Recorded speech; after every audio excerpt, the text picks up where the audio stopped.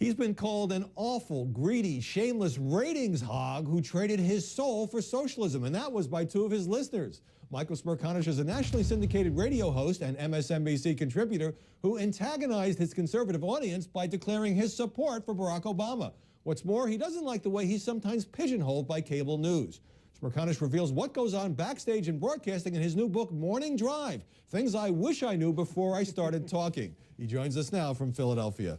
All right, Michael Smerconish, appreciate your coming on. Now, when you decided last year, and you're a Republican, you worked in the first Bush administration, President Bush 41, that you were going to back Barack Obama, at least in the primaries, you were filling in on Glenn Beck's radio show, and you write in the book that you hesitated to declare your support for Obama. Why was that? Well, because I was on his watch. I mean, he had given me the courtesy of allowing me to guest host his nationally syndicated radio program, and it was just at a time, Howard, when Hillary was still doing battle with Barack, the Pennsylvania primary was looming, and I was making my views known in Philadelphia to my listeners, and I thought, geez, why not? Why should I hold back? This is how I feel about the race.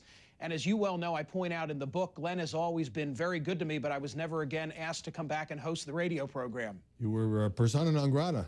Now, you also went on MSNBC's Hardball to talk about your support for Obama in the presidential race, and then you got a note from David Gregory, who at the time was hosting another show on that cable network, Race for the White House, and he was rather disappointed. What happened there? In that circumstance, I had appeared, as I continue to, on a variety of MSNBC programs. I've had a relationship with Chris Matthews for years, and I'd been appearing regularly on both Hardball and on David's program.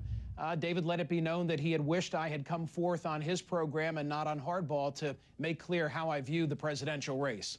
And you were then canceled for an appearance on Gregory's program? I didn't come back on that program until after David had given up the program and David Schuster was the host. And when David Schuster came back as the host, all of a sudden my invitations were more forthcoming. You had to wait for a new host. Now, you write in this book, Morning Drive, got it right here, that the state of radio, talk radio right now, is a shame. You say that airing different sides of an issue isn't being fair or covering your bases, it's waffling.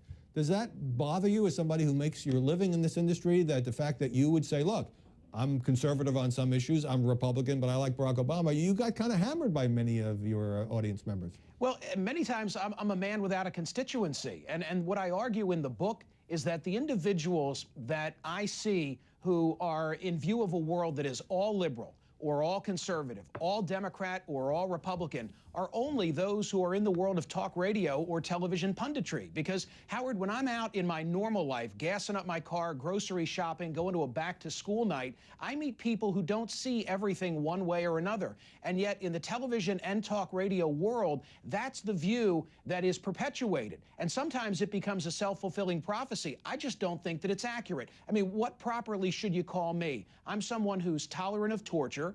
I think that we need to profile relative to the war on terror, yet I don't care about two guys hooking up. I think we ought to legalize pot and prostitution, and I'm for stem cell research and pro-choice. And yet I'm the one, I guess because of my haircut, who gets labeled as some right-wing extremist.